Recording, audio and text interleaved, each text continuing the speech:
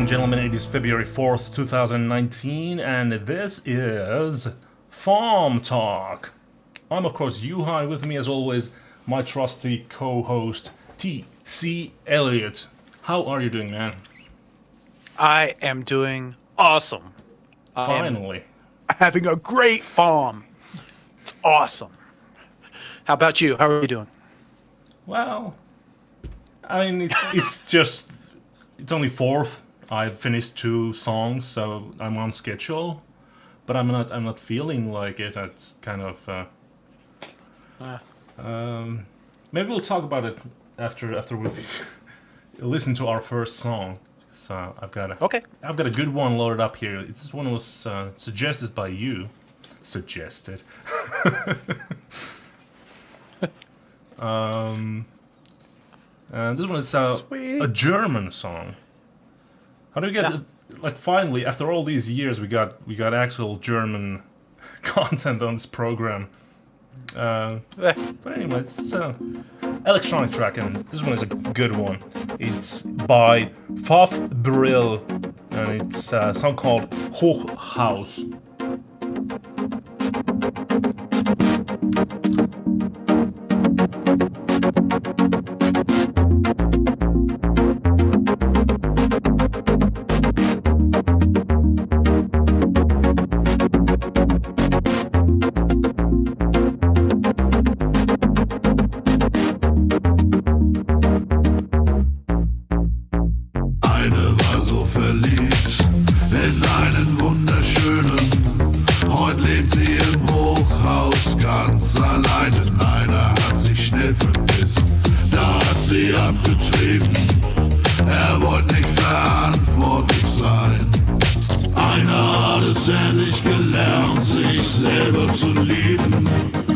Dann 20 Jahre Therapie. Sein direkter Nachbar ist hängen geblieben. Ein anderer schafft es immer irgendwie. Einer hat es endlich gelernt, sich selber zu lieben. Hat dann 20 Jahre Therapie. Sein direkter Nachbar ist hängen geblieben. Ein anderer schafft es immer irgendwie. Eine bleibt nicht einen Tag länger, wenn sich was Besseres findet. Dann zieht sie sofort aus. Der mit dem massiven Alkoholproblem schlägt Frauen und Kinder und starrt nur zum Fenster raus. Einer hat es endlich gelernt, sich selber zu lieben. Hab dann 20 Jahre Therapie. Sein direkter Nachbar ist hängen geblieben. Ein anderer schafft es immer irgendwie. Einer hat es endlich gelernt, sich selber zu lieben. Hat dann 20 Jahre Therapie. Sein direkter Nachbar ist hängen geblieben. Ein anderer schafft es immer irgendwie. Einer hat es endlich gelernt, sich selber zu lieben. Hab dann 20 Jahre Therapie. Sein direkter Nachbar ist hängen geblieben. Ein anderer schafft es immer irgendwie.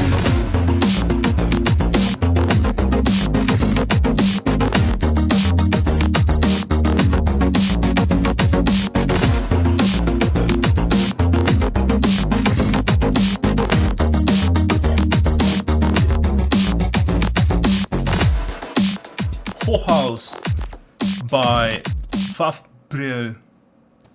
That's an exciting song.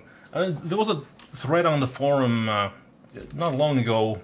Well, of course, not long ago, but it was talking about NES sounds and these sort of 8-bit sounds, and I heard them immediately in that track, and they have a unique sound, and I love it when songwriters, composers, they find ways to include those in the composition.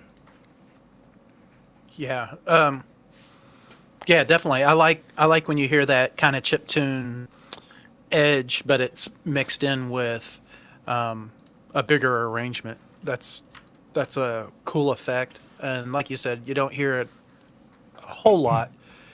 And when you do, you can usually spot it right away. But when it's done well, sometimes it takes me a second to go, okay, what was that? And where'd that sound come from? And when I first heard this one, I read the tags and I saw that it was in German with an English translation at the end of the song page, and I was like, okay. And then the vocal started, and I was like, okay, this is awesome.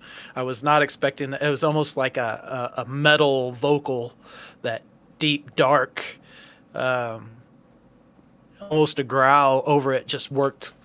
I just loved it. It just right from the beginning, it was like, this sounds awesome. And honestly, this reminds me a little bit, in a listening experience, it reminds me a little bit of Sapient stuff, the black metal growl, where you know, I can't understand a single word, but you get the emotion, you get the feel, you get that gist of the song, even without understanding any of it. And this one worked just as well for me. It's a different style, but it worked just as well. It's funny because the go-to German band for everyone is Rammstein. And this definitely, the vocals, they reminded me of, not just because of the language, but they definitely reminded me of that band. Because there's just some sort of similar quality to the voice. I don't know. It's the same register, the same type of... Yeah. And the German lends itself well to the effect. German is a nice definitely. effect as a language. Right? Oh, goodness. Anyway, so one of the more popular examples of these sort of chiptune sounds in a larger arrangement is by the Swedish band called Machina Supremacy. And they've done... I actually tried to do one track kind of like that in not the last 5090, but the one before. And I think it came out all right, but it's kind of difficult to write around those sounds because they are so rigid.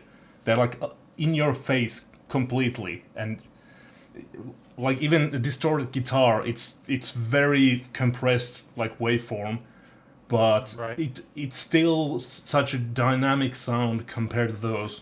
Like those are like right here, the NES sounds, but your guitars are kind of like spread around the field, and you have to try to get those sounds to work together. Of course, in an electronic setting, that is a little bit probably easier, maybe, but it's still exciting hearing those sounds. Yeah, I noticed in the forum thread they were talking about, I guess it was the 8-bit sounds or chiptunes. I just read it briefly, and they actually linked to a web page where you can program and use different sounds. And I used that in 5090 and have 10 songs, and it was fun playing with it and trying to get those sounds to work musically. And then right after that, after 5090, I did a song fight tune where I used the chiptunes as the rhythm track. It was real simple, just bass and like a higher, almost like a hi-hat type of rhythm, pretty quick all the way through the song. And the comments I got over there were it was a cool effect, but because it was throughout the whole song and there wasn't much change, in other words, because I was lazy with it, it really lost its appeal pretty quick.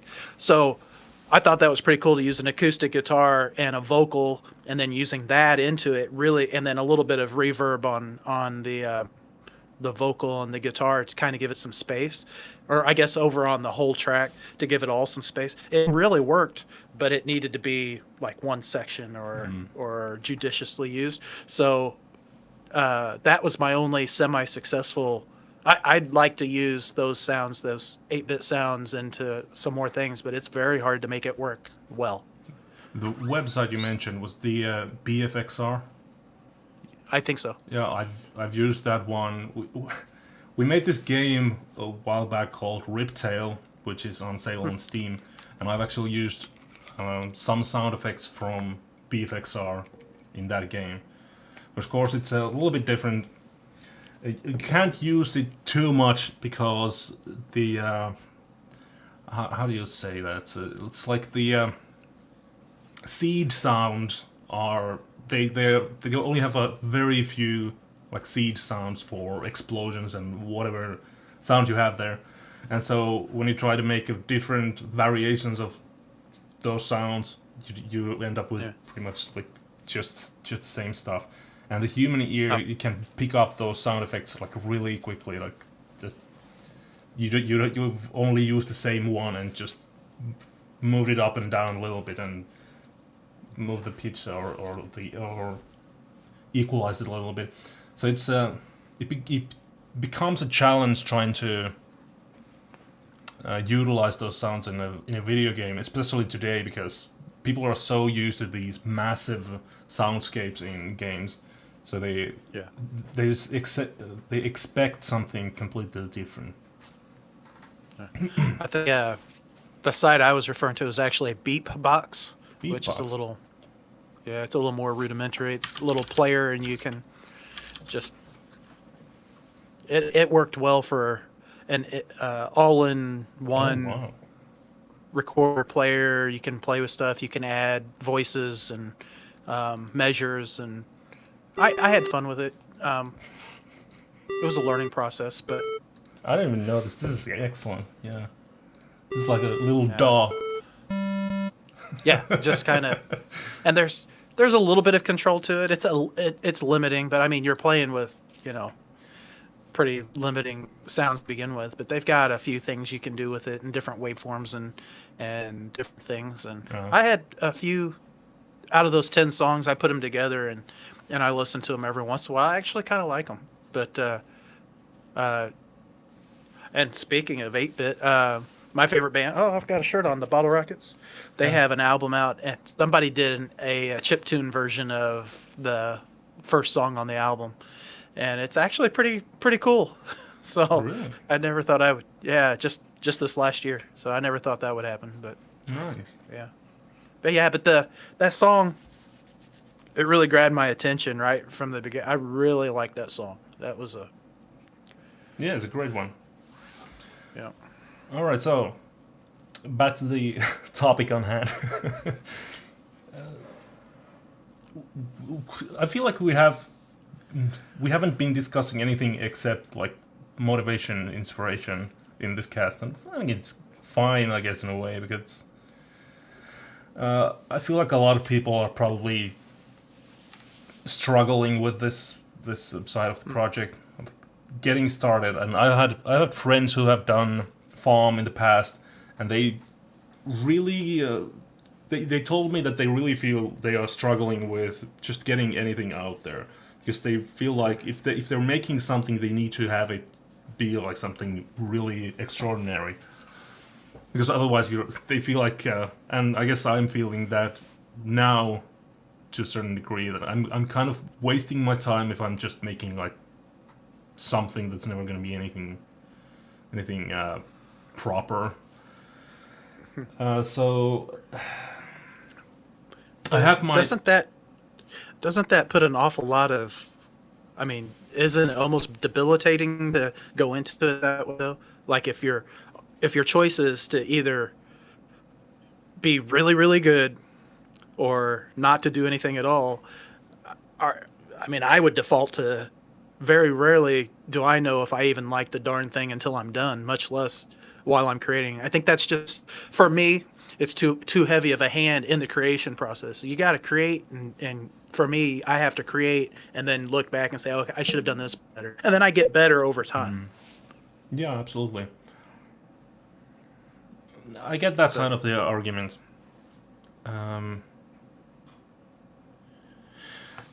And I suppose I've already come to the same conclusion myself, but it's just so hard to get moving. Because I had these plans before February, because you tend to get into this sort of mindset, okay, February is coming, what, I could do this, I could do that, I'm going to do everything. And then when February comes, you're like, well, I was going to do these things, so now I have to do them. And one of the things I wanted to do is an EDM album, and I've done a couple of EDM tracks. They are all right, but I'm not really happy with them. and I don't really feel like doing a third one, even though I like the music. I like the genre. I like the music style. I like the sounds. I like pretty much everything about it. But it's just I don't know. I don't know what it is. It's weird. It's like it takes high effort to get anything done in that genre, and it's probably because I'm so used to just doing rock and metal and those sort of things. So then when you start doing something completely different, it's like everything you do takes so much time, so much effort. Have you had a similar experience? Have you done like different genres? Yeah. I wouldn't. So yeah, I've tried my hand at electronic music a little bit, and I suck at it. I can't do it. It's for me. It's more. So when I'm writing a song, I have tools that I can either come up with or fake, like an arrangement or putting it together. But when it comes to electronic music or EDM or whatever, to keep it interesting, that it may be just a lack of tools or the lack of knowledge to get the sounds that I hear in there. So I end up just searching for. It's just a struggle for me. I don't really have a grasp on a good way of going about it. Plus, it's not. It's. I guess I'm new to enjoying those styles of music, so I haven't been immersed into it enough to really like. If I did anything, it would be basically a copy or just trying to do something like something I've heard before, as opposed to being truly creative with it. So that's hard for me. It's just I can think of. I think it would be fun to get in there and learn that, but I don't think that for me there's much reward, even if I did something I liked at the end, that the struggle would be worth the result. On those styles. I've tried different styles with varying measures of success. But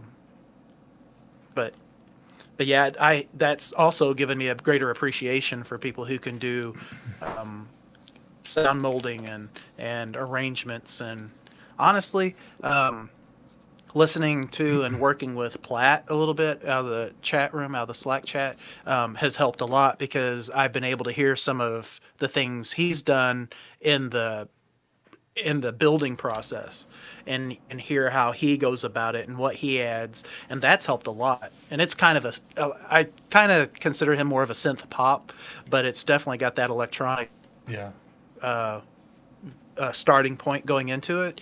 But that's really taught me a lot, not only of music or of that style, but in music in general.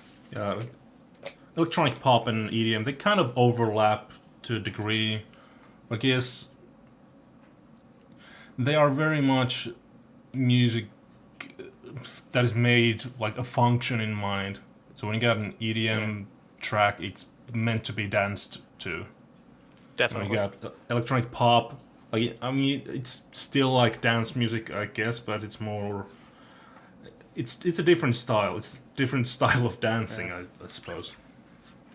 Yeah, I think, and I'm not an expert by any measure, but with the EDM, it's definitely rhythm heavy.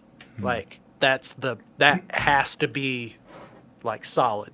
And with the synth pop and I don't listen to a ton, but the stuff that I like, have that rhythm element, but it's not the focus of the song, where you have melody and you have other things that can come through and do it. And there's something to be said about EDM, of having that beat, and a good beat that's not too repetitive, and it's different from the last one, and being able to do that.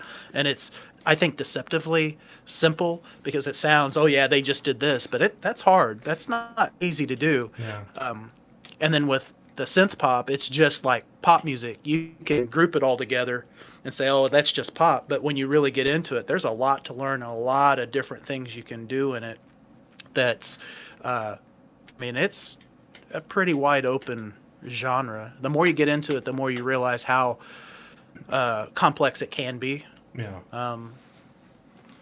So I think I have the same sort of feelings as you have, as what you described, from trying like electronic music. So I feel like I'm kind of lost in trying to make it.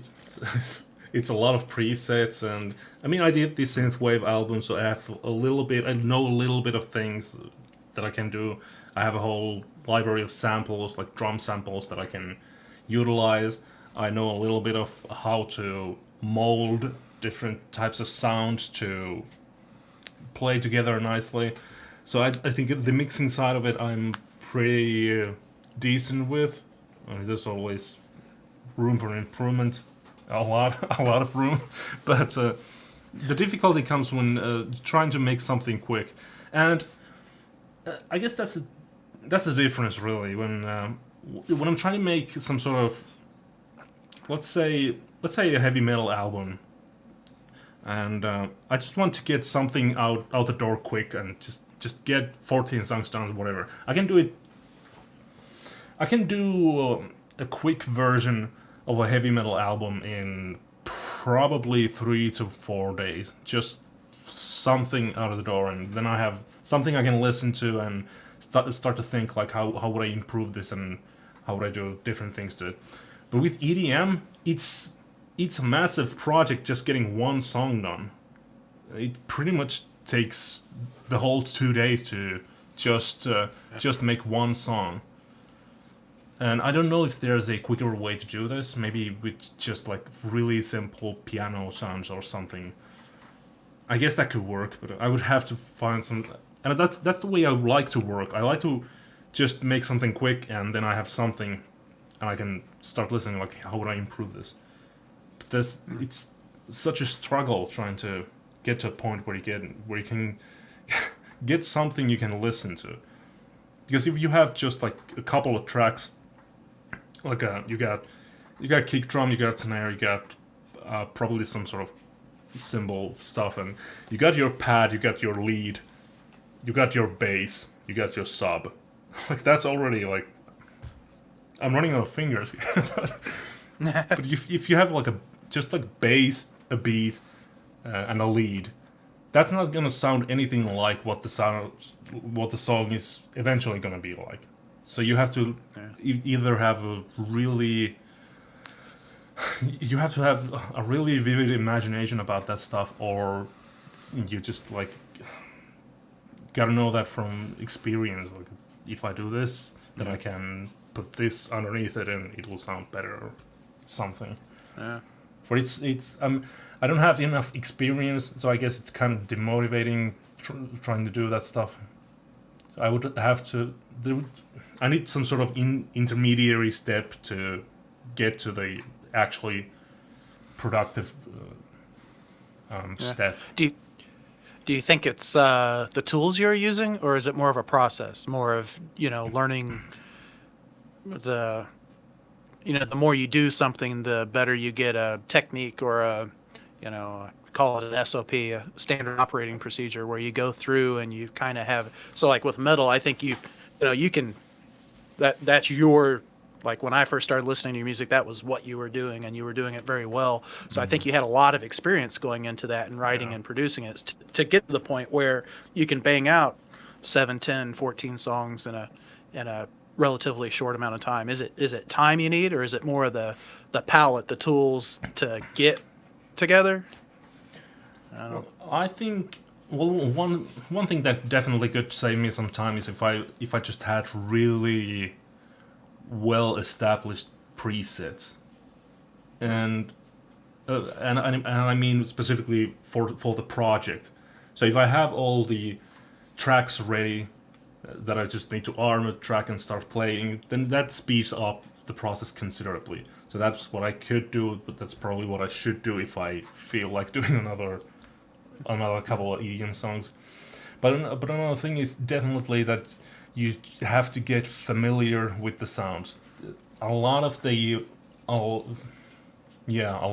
time goes for searching for those perfect sounds, and that's exactly what you described. Like, I don't have much experience in creating those sounds myself. I can do something. I can do cool pads. I can do a super saw, what you call that, really like sound that's very overused in the genre, but something that I love dearly. I can do some sort of plucks. I can do many things, but still, it's like just maybe I'm at like 10% of what I can do with metal, and then it degrades into just browsing presets. So you have some synth open here, it's browsing presets. Is that good? No. Is that good? No. Is that good? Well, that's kind of like, is that good? No. And it's just try to find something you can use. Yeah. And it never Actually, that's a little bit of my experience as well, is because I don't have a lot of the tools at all. So if it's not a preset, and then, tweak the preset, but if it's not a preset that can, I'm kind of at the mercy of, I'm definitely a novice when it comes to, so if you're at 10%, I'm like at 1%. So. Yeah, it takes time. I mean, I've watched quite I don't say it just like, well, I'm at 10%. I've watched quite a bit of video tutorials of how people create these sounds and how you typically start working on an EDM song. Yeah. And it's, even with people who do that for a living, it takes a long time to get just anything done. I don't know. Yeah, maybe it's... I'm too lazy for the genre. Yeah, well, creating sounds is, I mean, that can be a rabbit hole, by itself, much less putting together and producing a track. So, and I think for me, that's probably the biggest hurdle, is just having the knowledge and the ability, like you were talking about, or having a palette of tools to use, and then go from there, and then figuring out what I need to learn from there, or what I need to use from there. But it gives you a bigger respect for people who can be creative in that. Yeah, and definitely. do a good job with it. Definitely. And the way those people who have experience, they have a sound in mind, and then they just go to their library and like, is it this one? Is it this one? Is it this one? Then they pick the one they actually want, and it sounds perfect because they already know what they're looking for, what they want to. They've built their sound during like whatever 3-4 years or however long they have been producing that sort of music, but you literally build your sound. You have all those presets, those samples, and you save them on your hard drive, and that's your sound. Whenever you're making a song, you go to that same library and you start picking the same stuff and making the songs the way that you want them to sound. Yeah, that makes sense. Well, let's hop to another song. We got a cool one here by Joy Camp. Oh, let me see something. Okay. Oh yeah. This one is called "The First of Many" by Joy Camp.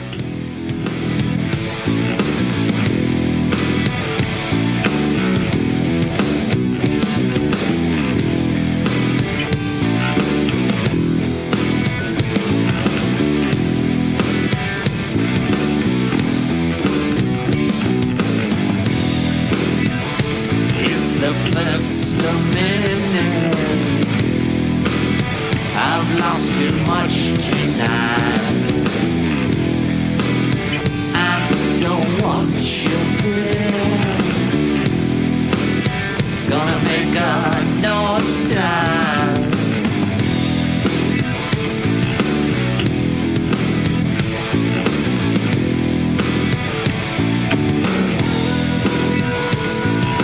Price was too high. Couldn't pay that way.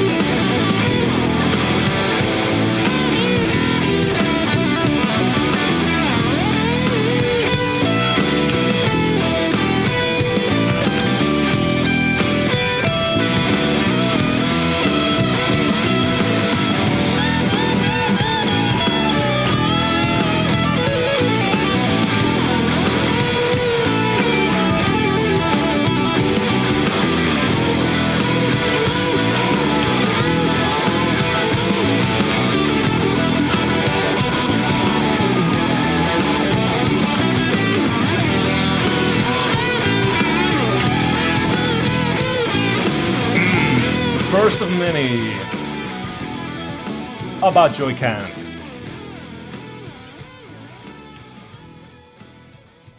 That's an excellent sounding yeah. guitar solo. I mean, oh my god, never has it like amazed me the talent that people have on that side. Yeah. It's just raunchy blues solo. Yeah, that sounded good. That whole song sounds good. Yeah. Boom, boom, boom, boom. I'm still listening to it. It's good to rock out like that. Sometimes it's cool. And it's got that slow, kind of laid back vibe to it, but still has some girth. I like that song a lot. Yeah, I don't know why I keep thinking of some sort of dive bar heavy metal. Is that more of a rock or a heavy metal song? Rock. All right. I'm convinced. I don't know anything about genres. That is one of the weaker points of my musical knowledge. Yeah. That kind of brings up something on FAWM, the whole metal versus hard rock. Like I like to make hard rock songs, although I don't do it in FAWM very often. But I like hard rock music. But I couldn't do a metal song if I want to. But there's been people who's like, oh, that's really metal. And it's like, no, it's not. It's not even close. But how do you know? And I don't know. I mean, I guess for me, metal has always had killer, like, speedy guitar. It's that belittles it a little bit, but like technical guitar, where hard rock, you can be a pentatonic player and maybe not very fast and still make it sound really good. But with metal, there's more of a precision that's. And it's not true of every track, but it tends to be. And for I couldn't play that. Like, I could slow it down to half speed, play, and then speed it back up, and still not, do it as well as like some of the stuff you do, or even Dragon Dreams is playing, which isn't really metal, but I just that's not what I can do. And oh man, you gotta read my book. Yeah, actually, I started on the book. I didn't finish the book, but I started on the book. It is really good. I mean, credit where credit's due. The book is really good. Yeah. I like it very much. Yeah, I heard the author is really humble too. Yeah. Just ask me. Yeah. Yeah, exactly. But that does kind of bring up the question of what's the difference between hard rock and metal? And it's one of those answers where, well, I know it when I hear it. But it's probably has something to do with what heavy metal used to be back in the day. Because Led Zeppelin wanted themselves to be considered heavy metal, I think. They didn't want to be a rock band. Then you got like Blue. What's this called? What is that band with the track the In a Garden of Eden? Blue Oyster? No. Was it Inagata Devita? Yeah. And it's I know exactly who that is.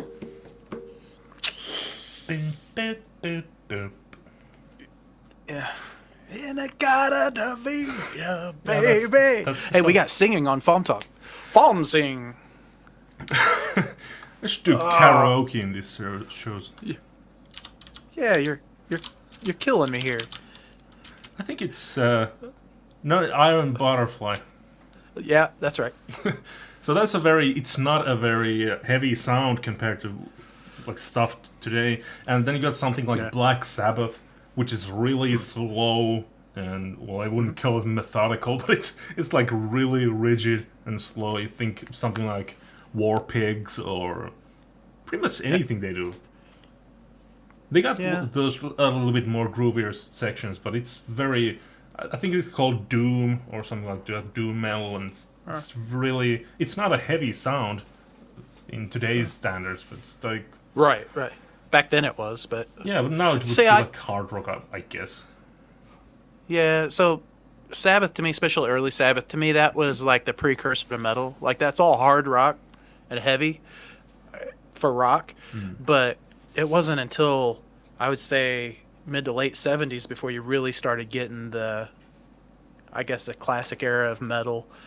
So I wouldn't consider, and with Led Zeppelin having all those non-heavy tracks, it's hard to consider them a metal heavy, even a heavy band at times.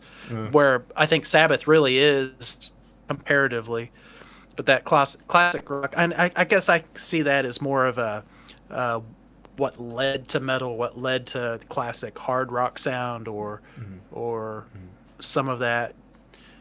I don't know. It's an interesting question to know how you define what this is or what this isn't. Amanda Williams is saying in the chat room that Iron Butterfly is not metal. But you look at any like the first metal bands list on the internet, it's there. I've read many lists where Iron Butterfly is the first metal band ever conceived. So I don't know. It's you ask 10 people, you get 10 different answers. Like so. Yeah, I don't know. I guess that kind of reinforces that it's hard to really define sometimes. And how important is it?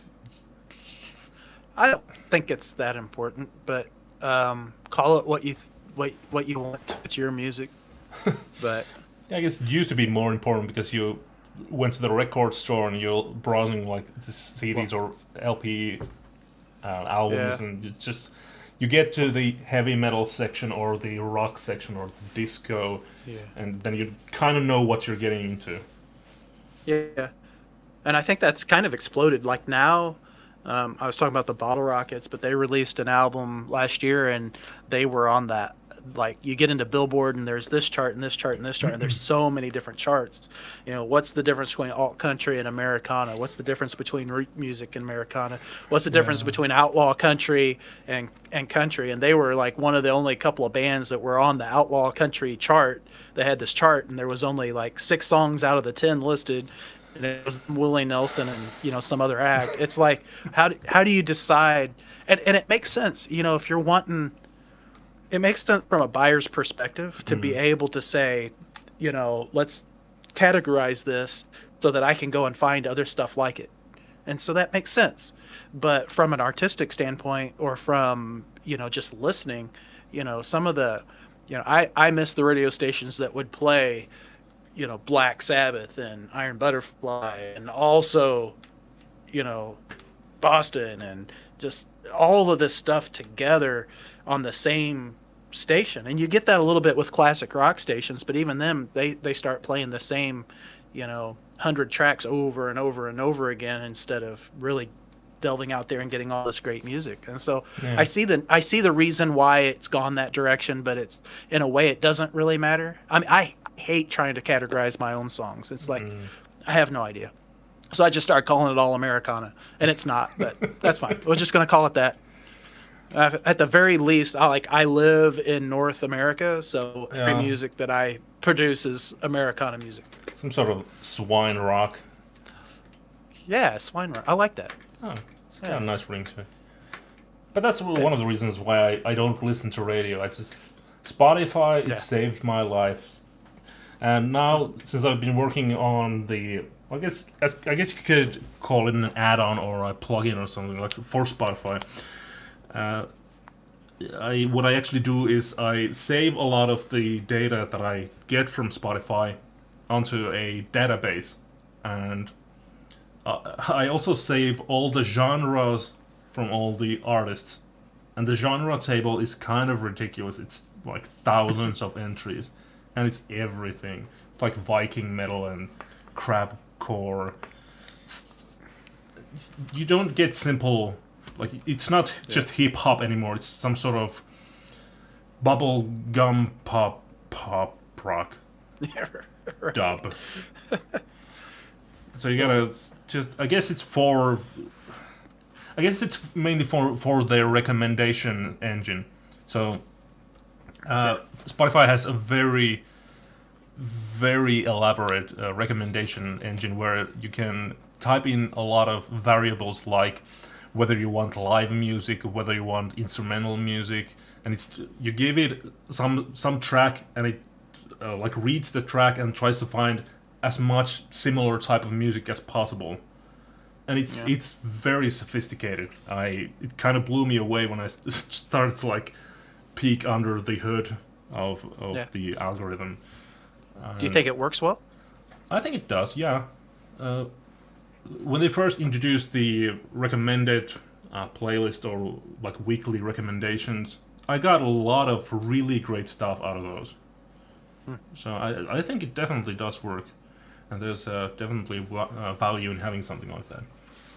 And those genres, do you think they come from the band themselves? Is that something that's... Yeah, I believe so.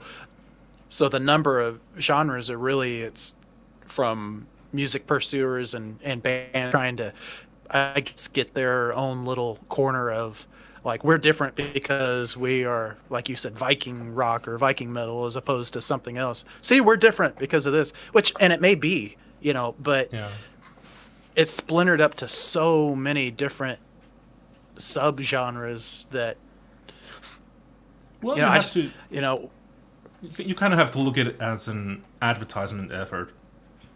Yeah. So if a band is determining what genre are we, and bands can have, or artists can have, many different genres. So you can write like 10 or 100 genres there. So you just put down the ones that you think when people, because this is when I had my own company and when I was starting to advertise my stuff on, let's say, Facebook, it's very important that you advertise to people who want to see your advertisement. So if you if you're a guy, you probably don't want some women's products, because, well, you might, but if you have like 10,000 guys, then it doesn't make sense advertising to them specifically.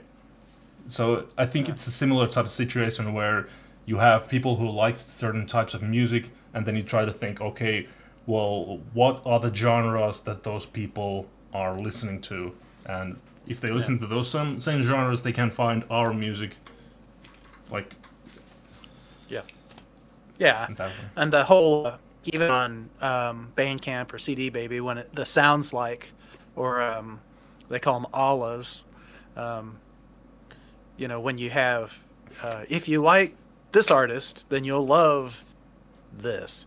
Yeah. That can really be important. And genre is just another, that's kind of a more generic way of doing the same thing. So I see the importance of it. It's just it's a struggle sometimes. Yeah, I'll say it's confusing. To wade through it, but it's just, for a simple guy like me, it's very confusing. I agree wholeheartedly. Thanks. All right, next up we got a song by FAWMing here, and this one is called Underground. Somewhere in the underground, there's a place I can be found. That's the place you're gonna look for me. Turn left and face the wall. It's a place inside us all, somewhere that no one else can see. Shout, let it out, take it all kinds of places. Scream, let me dream, do the same for me. Shout, let it out, take it all kinds of places. Scream, let me dream, do the same for me.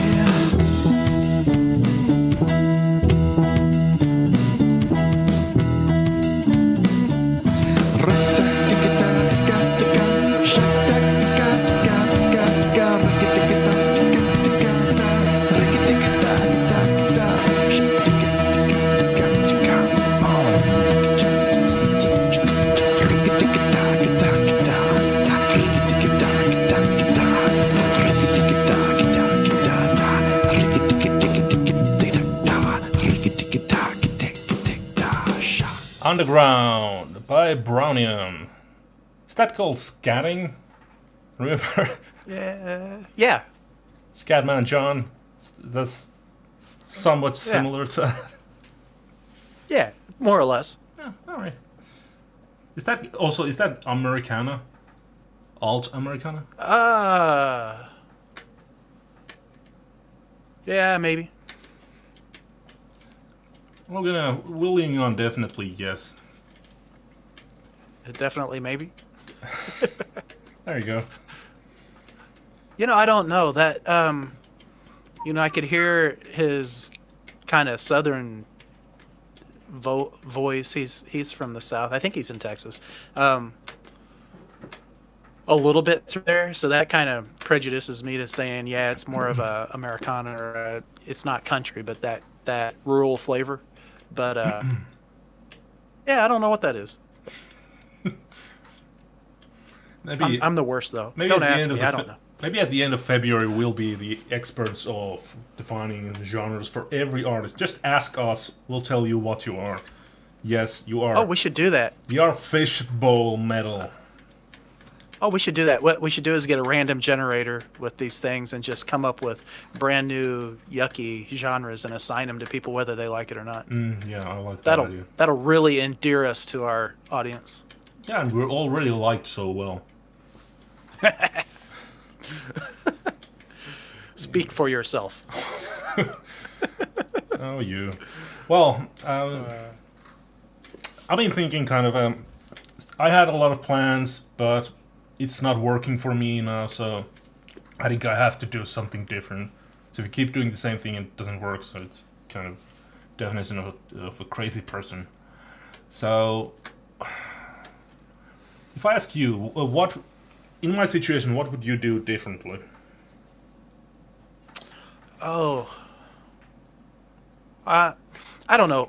So, you kind of started off talking about, you had these plans and this is what you wanted to do. Well, stop having plans and just do the next thing that's fun. And if you do a song or another that you want, I want to do another one like this, then you found your plan.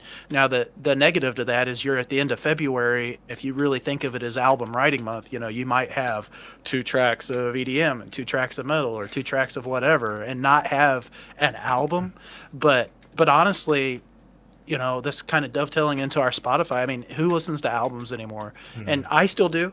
I like that. But really, you could release a single of anything, one right after the other, one a month, 12 tracks, and it could be anything. So I don't think you have to, I find value of that. I like having an album, even if it's multiple genres, but having an album from an artist, something that relates them together.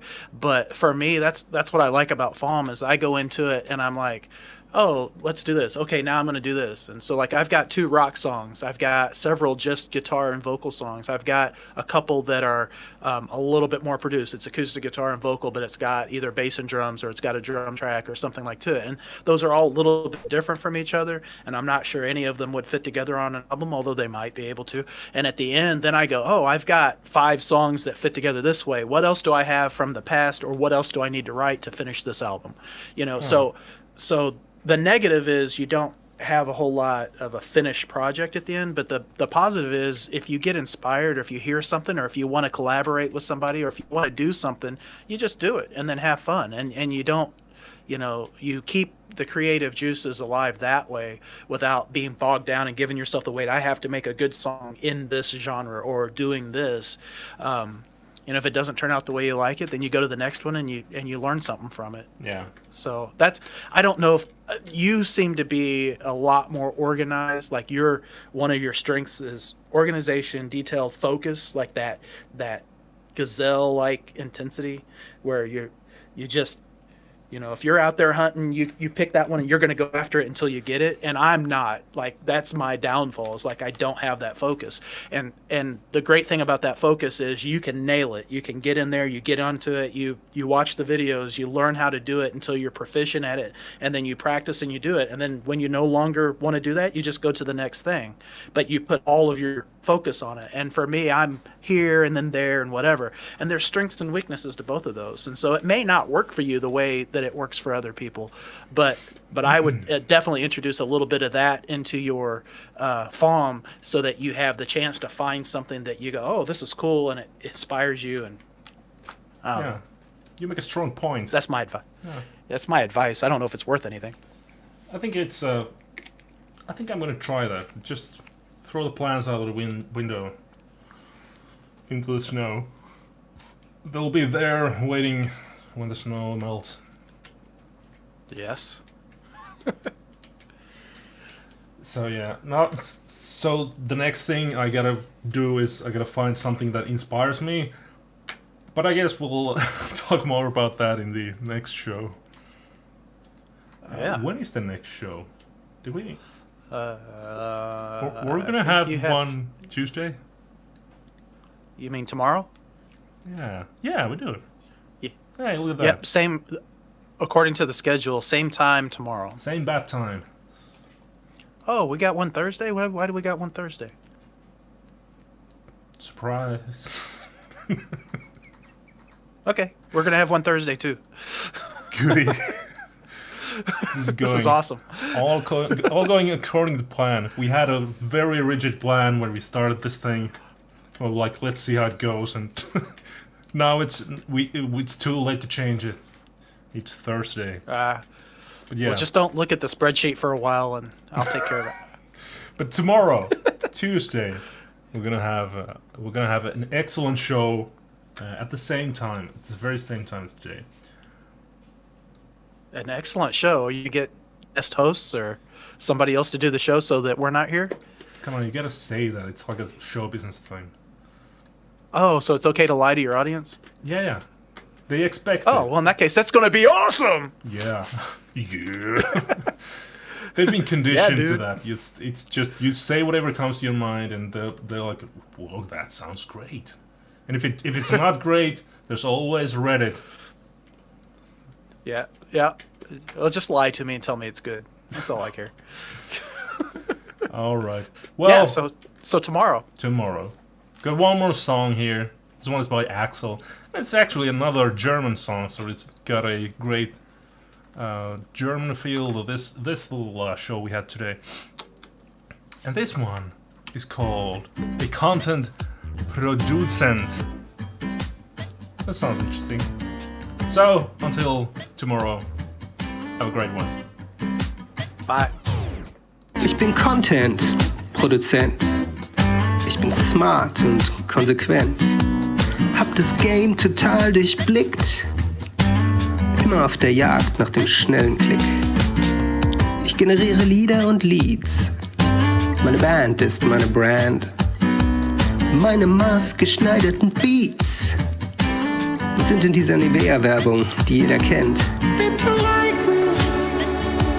Bitte subscribe mich.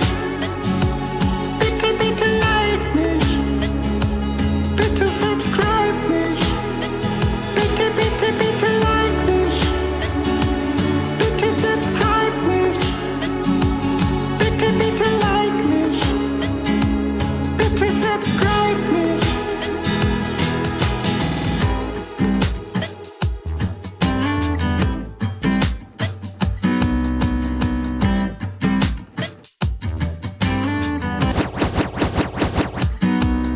Bin digital nativ, digital naiv. Ich mach SEO, denn das macht man so. Hab Blog, Vlog, Podcast, Snapchat und Twitter. Schon 27 Posts und es ist noch nicht mal Mittag. Folge mir in den Conversion Funnel. Da sind doch schon Tim, Jana, Max, Paul und Anne. Auf der Welt zerstreut und doch verbunden. Immer online die ganze Zeit, 24 Stunden. Bitte like mich. Bitte subscribe mich. Bitte like mich. Bitte subscribe mich. Bitte like mich. Bitte subscribe mich. Bitte like mich. Bitte subscribe mich.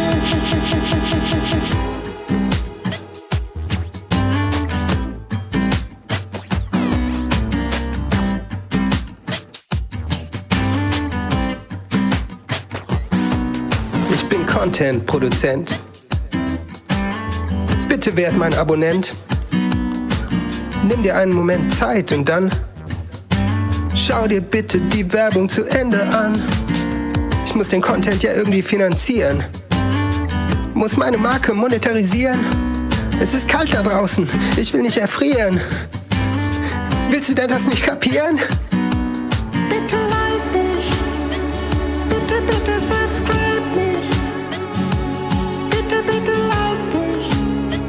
Bitte, bitte subscribe mich. Bitte, bitte, bitte like mich. Bitte subscribe mich. Bitte, bitte, bitte like mich. Bitte subscribe mich. Like mich. Bitte subscribe mich. Bitte, bitte, bitte like mich.